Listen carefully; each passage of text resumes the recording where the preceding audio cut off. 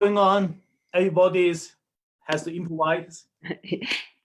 Yeah, I mean, we're live now. We are learning how to use all this technology as teachers. You know, with the quarantine, um, it's actually really neat to become more fluent in technology. So I just want to welcome everybody to our fourth day of celebrating Asian American and Pacific Islander Heritage Month, where every day in the month of May, we are hosting a very special individual in the Asian community and spotlighting someone who's doing wonderful work.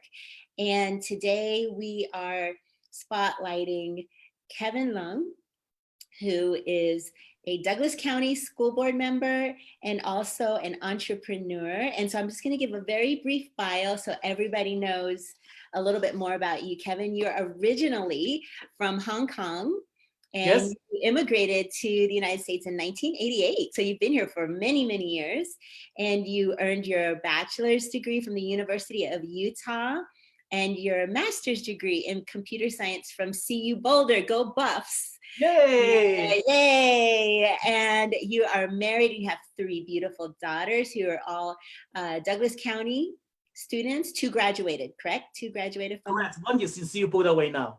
One is a CU Boulder. Very good. Go Buffs again.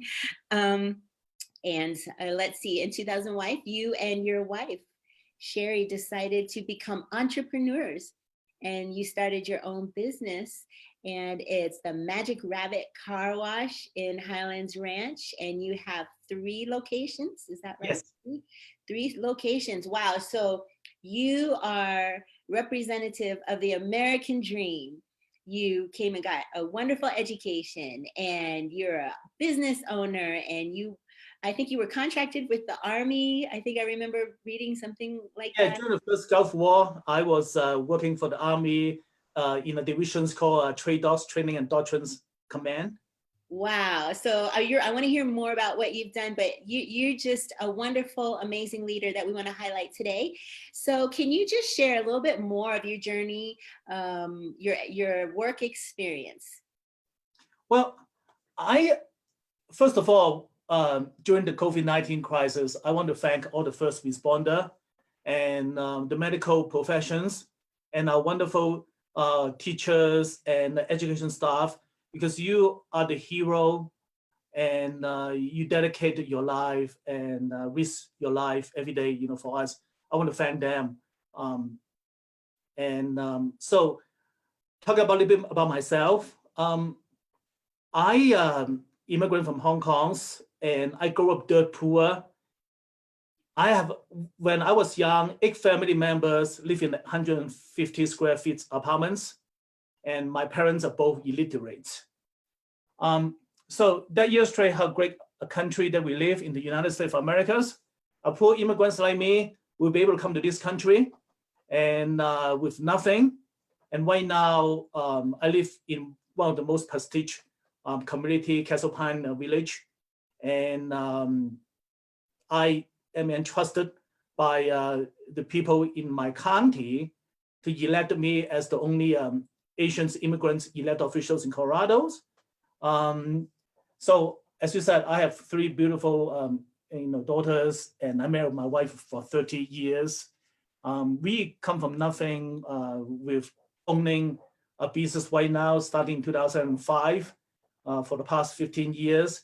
And my business was named in 2009 as the Colorado Governor's Minority Awards winner, one of the only 9 companies statewide that won the award. And in 2018, I was named the Colorado Asians Hero of the Years. And all of this illustrate how great United States of America is for poor immigrants like me. We'll be able to make from nothing to what I am right now. If I can do it, everybody can do it. Hard work, great educations is the key to our success in this country.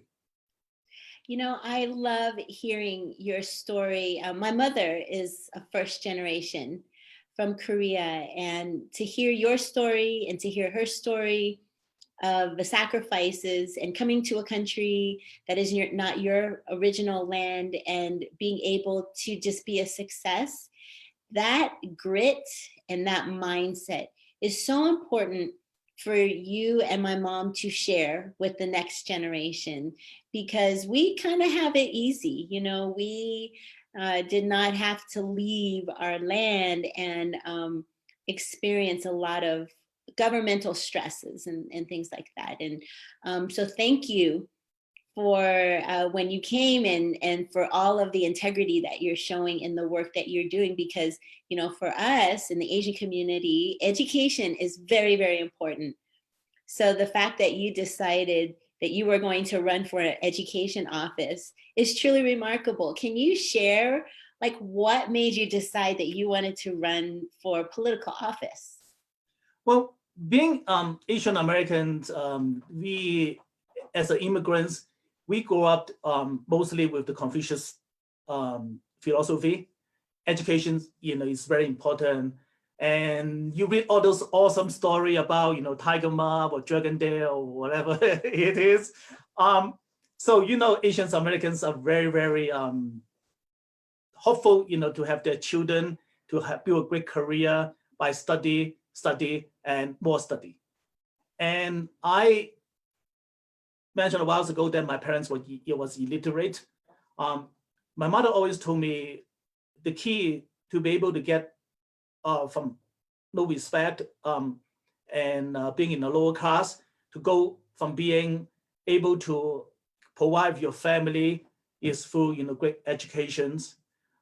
So deep in my heart, when I was very young, I know that education is very important, not only because it will earn you good money, it's also important to build up a good moral character and understanding, you know, what's going on in this world, and be able to use what you learn, not just repeating people's knowledge, which is in the book.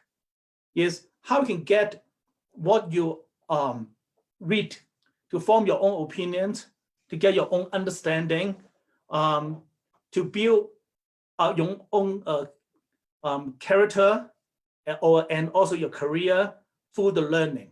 So study by memorizing the fact is mostly useless. That's why American education is so great, and that's why in our country we have so many innovative ideas, and we invent most of the stuff. Is because people not only memorize the fact, they actually improvise. They get and they challenge the established philosophy by thinking out the box, which is very important. And a lot of times, Asian Americans are very reserved, and many of them have a successful career, either own a business or be a doctor, engineer. But a lot of times they trying to build family as a unit, and their family is the most important things. But they seldom reach out beyond their family or their community. And I'm so glad, just like you, start reaching out to run for office.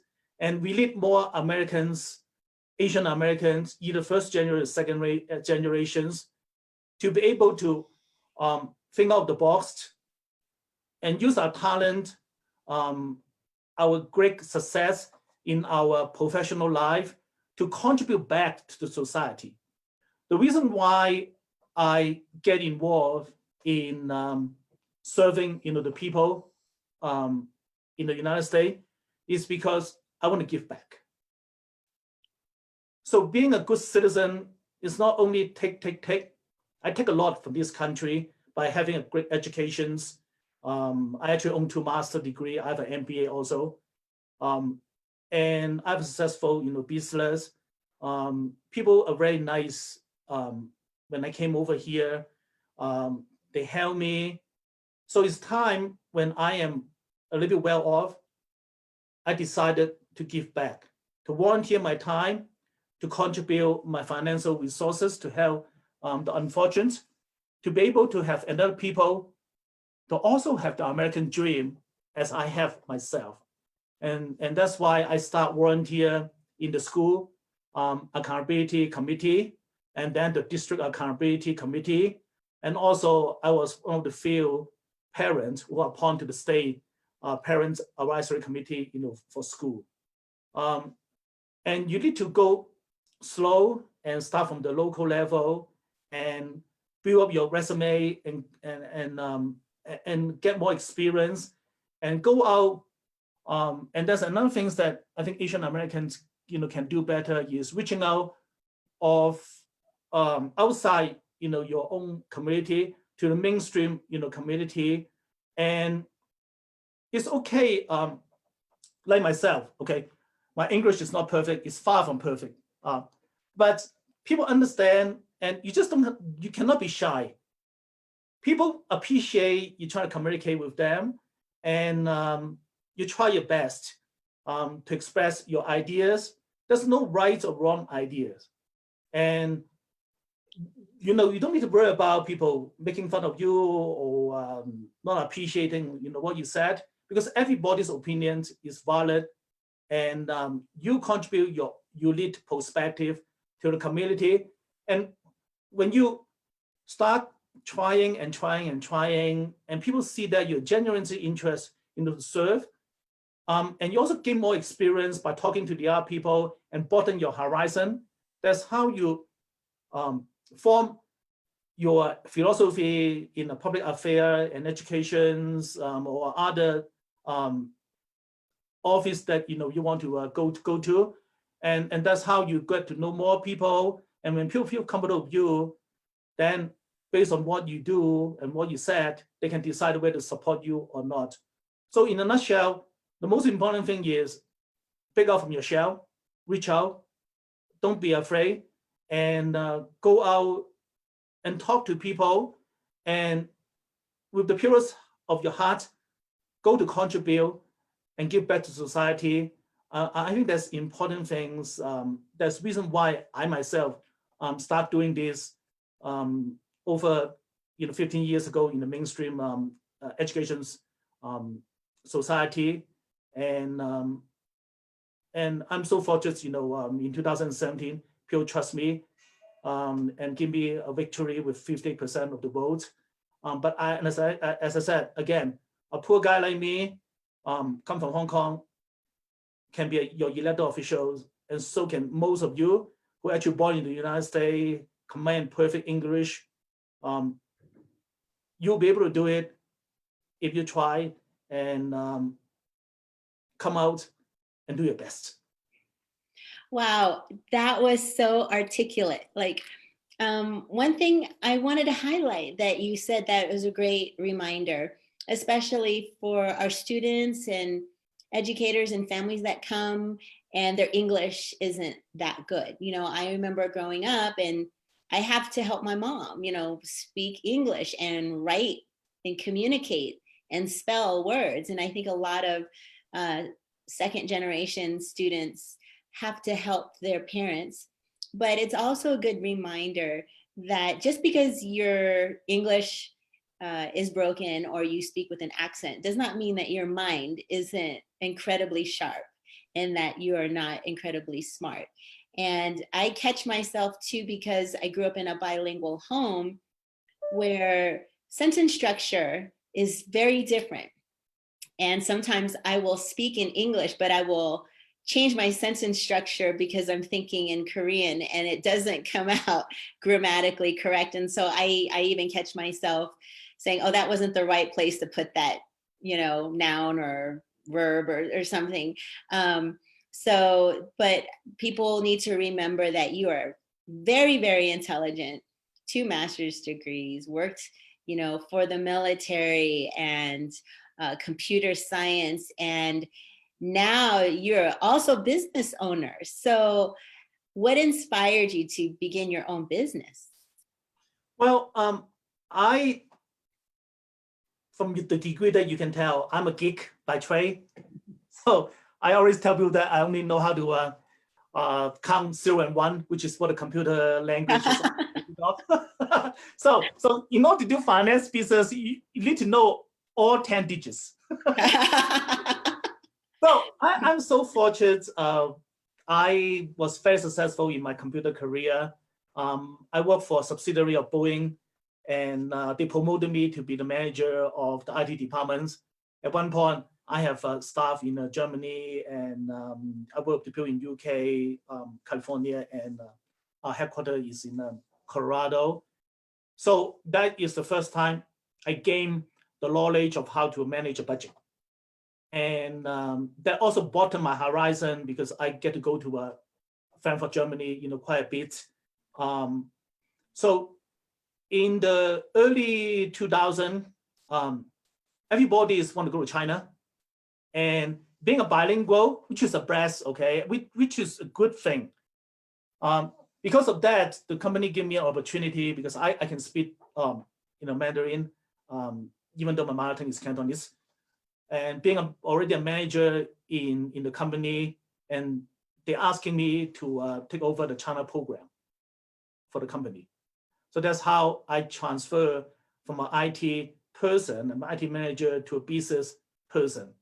And again, being bilingual and with a different cultural background in this country is why our country become so successful. It's because we are melting pot. We get all the people's ideas together.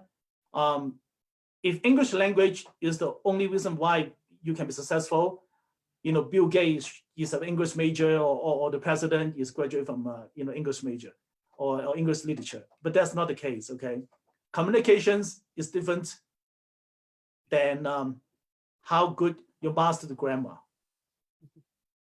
So I just want to tell my audience, especially with Asian heritage, that don't be shy. Talk to people. People can understand you, not only through your spoken language, but your gesture. They can sense how sincere you are. They like your ideas. That's how people give you an opportunity. And that's the reason why the company gave me the opportunity to become the China program manager to expand the business, in China. At one point, I was managing, the Greater China business, and from that, I get a taste of how wonderful being a business person is.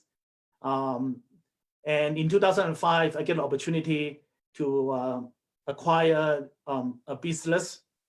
And so I make use to the skill that I learned from my MBA programs and what I did, in managing the China program to purchase, the business. And again, being a business owner, you have a certain degree of flexibility and satisfactions. In our country, we have a lot of success story. Is look at Bill Gates, he quit college and opened his own business. Many other people that is successful in Korea are willing to take a chance. I could be very comfortable of being a manager and earn a good salary, but that is not how life is. Life is about taking some chance. Of course, you have to make some calculations and make sure that you're not taking this stupid risk. But go out from your comfort zone, take some chance when you are still young. Okay, what if you go wrong? Then you can look back and laugh at yourself and say that, hey, I tried this. You have no regrets of your life. If you on your entire life just become so contemplated with what you are, you look back after 70 years and ask yourself, what have you done? You stare at the mirror and can't tell yourself. So one thing that I encourage people is take a chance and go with your heart. Try to make something out of the ordinary, become extraordinary. So that's why I take my chance in 2005 and bought my first locations, and now I own 3. It's not for everyone. Being a business owner, it's 24/7 jobs. Okay, it's not bad as being a teacher. Okay, you get all this challenge. You get to yell at you. and there's always few complain, but 97% of your customer is great. You got to talk to them, and your employee depends on you. You create jobs, okay? There's always that 3% that drive you nuts. But there's also great things. Then you learn another skill of how to deal with people. I think one of the reasons why I won the elections is after you talk to enough people that complaining. Now I get used to when I when I'm dealing with the public affair policy, because no matter what you do, a lot of people are not unhappy. But you get the patience of talking to people like business owner and try to explain to them. So I think there's a reward, and you get to build your own business, build your own dream, and I myself really feel at that point of my life is a good change, and it has been 15 years already. And as I said, I just won the business award in 2019 from the governors, and before that, I won the Western Car Wash Association's award, and we have a few of the awards that we are doing. And make sure that when you own a business, you do something that you truly like. Otherwise, day in and day out, you just go with something that you don't truly enjoy. It's going to be a nightmare. Mm-hmm. Well, you picked a great state to have 3 car washes, because the snow and the rain and everybody's going up to the mountains.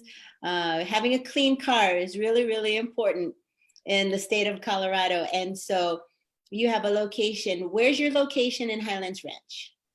I have a locations down there at Holly County line. Holly County line. Okay. And then you have one in Parker. In near Lincoln and Parker Road. And okay, Lincoln and Parker. And then, sorry. Yeah, my second one is in Parker, near Lincoln and Parker Road. My third one is in Aurora at Chamber and Parker. All right, so we know all those are major intersections. So everybody who's watching in the Denver metro area, are you open, or are you still waiting to open? Well, with Dallas County, our county has the stay-home order lifted. Now we are safe at home, and also because I also own gasoline station over there, and gasoline stations are considered important services. Mm-hmm. So we don't have to shut down anyway. So we are definitely welcoming people who need to clean their car, because it's very important, especially during a COVID-19.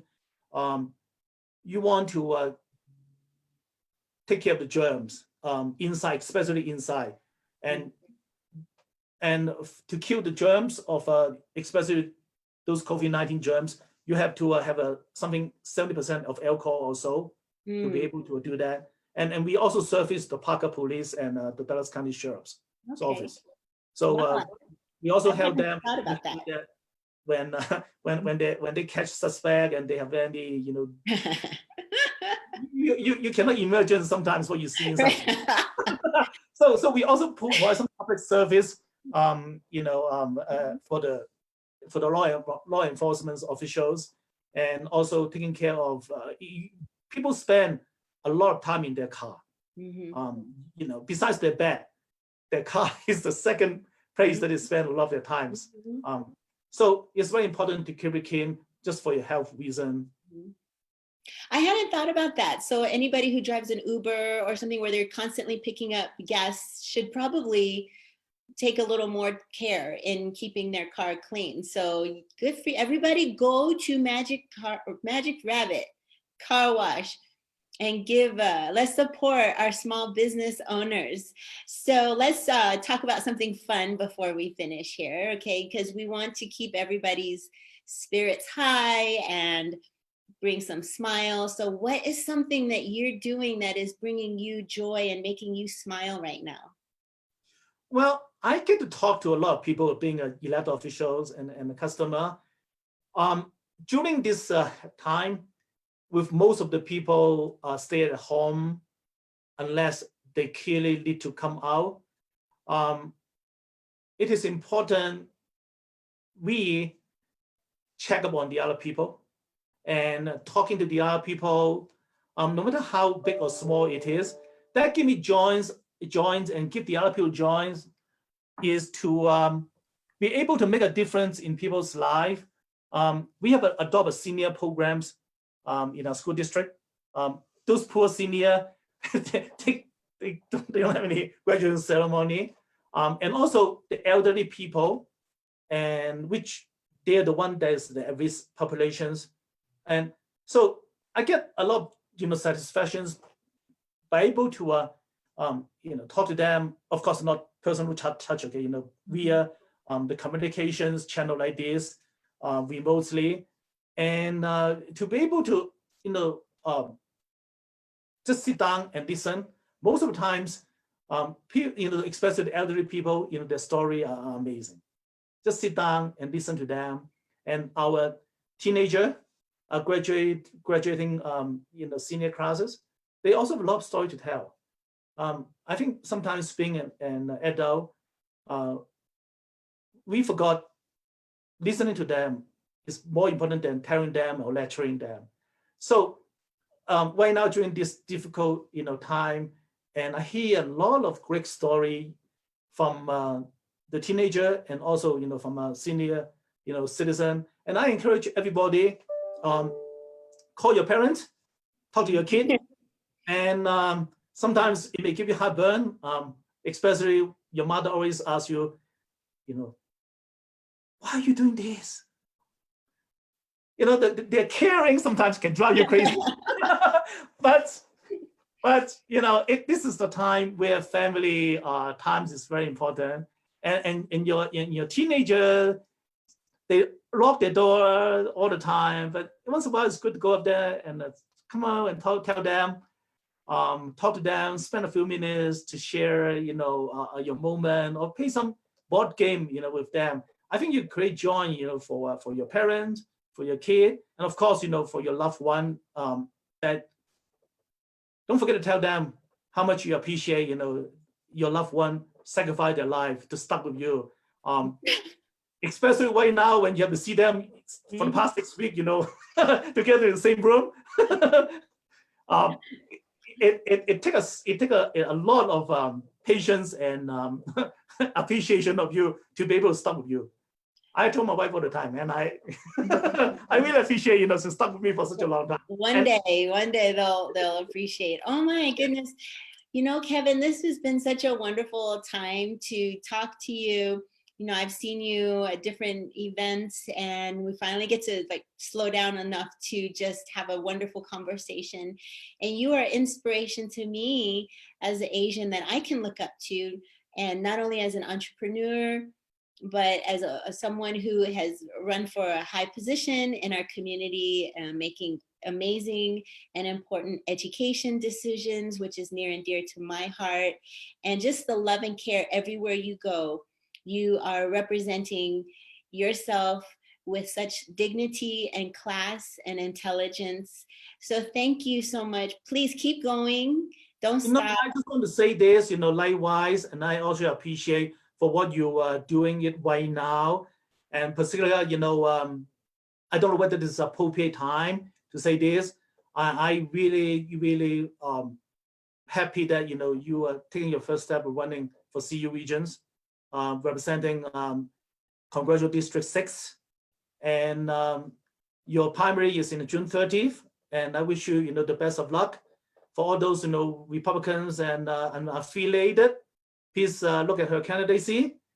And it is important that we pick the best person, no matter where their skin color, their accent, okay? And I know that you have the purest of your heart, in serving, the people of Colorado. And you were a principal before. You were very active in the community just because you really care. You don't just pop up from nowhere and decide that today I want to serve the people. And for that, I admire that. And again, I wish you the best of luck. And please consider her for the June 30th, primary. Well, thank you. Where do I send the check for that? Commercial. You gotta be careful, okay? Watching your. Okay? That was a joke. I did not pay him to say that. Okay. Thank you for the In kind any case, words. thank you very much, for your dedications and for what you do. Thank you. Thank you. Thank you so much. And you just be well. Please send my love to your family and your girls during this time. And looking forward to seeing much more from you. And I'm going to go get my car washed. Okay. Well, thank you. Same to your family. Have a good day. Stay healthy. Thank you. Bye-bye. Bye.